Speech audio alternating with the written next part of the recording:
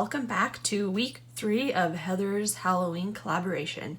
This week we had to create memory dexes, and I had a busy week, so I only was able to create one, and I got the inspiration how to create my memory dex from Mom to Create here on YouTube. She creates absolutely beautiful memory dexes, and she creates them in like different sizes and shapes, and so that's kind of where I got my inspiration.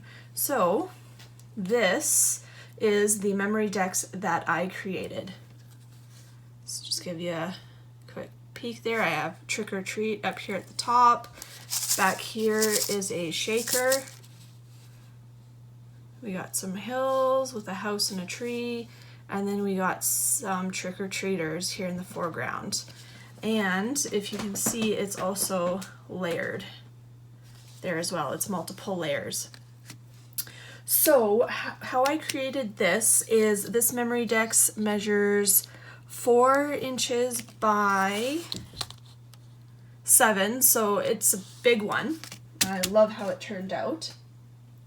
So I cut my background paper, obviously 4 by 7. I cut 2 110-pound cardstock, and for the hills, I'd say they're roughly around, I'd say this one was roughly around 4 by 4, and then this one was maybe 2.5 by 3, and then I just I drew a line where I wanted to show the hills, and then I just cut that off, so they measured a little bit smaller than that.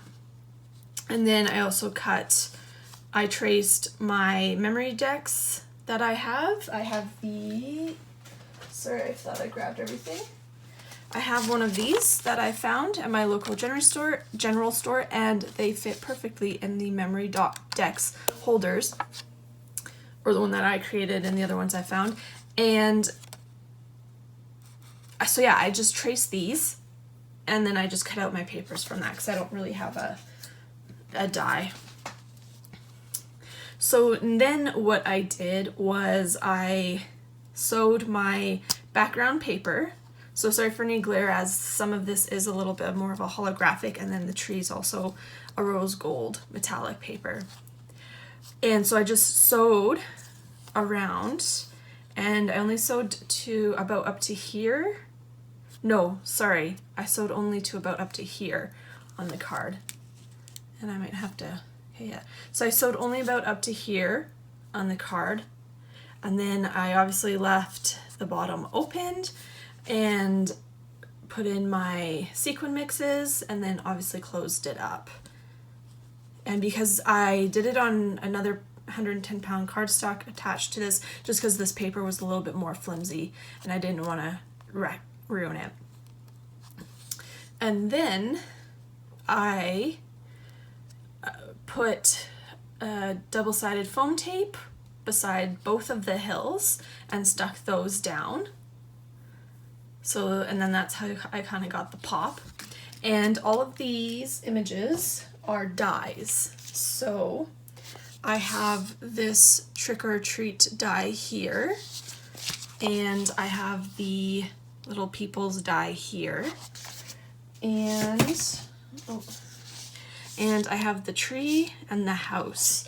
And all of these dies I did get from AliExpress, so I can leave those all linked down below.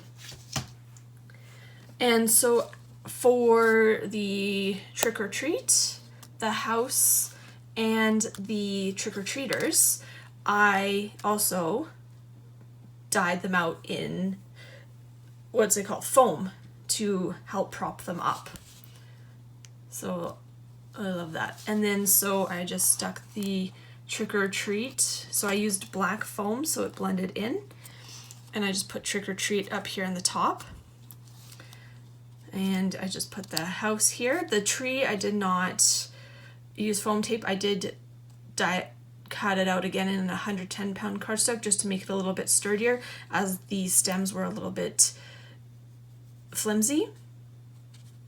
And then the trick-or-treaters, I also used white foam for that. And I had to, unfortunately, cut off this guy's leg. His leg was right in the middle of where the hole needs to go, and then I had to cut off his broom because it hit the side of the box. So some of them got a little bit of a haircut. That's okay. So this, again, here, I'll just leave it here, is the memory decks that I created. Again, I love how it came out. So I hope you enjoyed what I created. Please go check out all of the other ladies. I'll leave them linked down below, and have a spectacular day.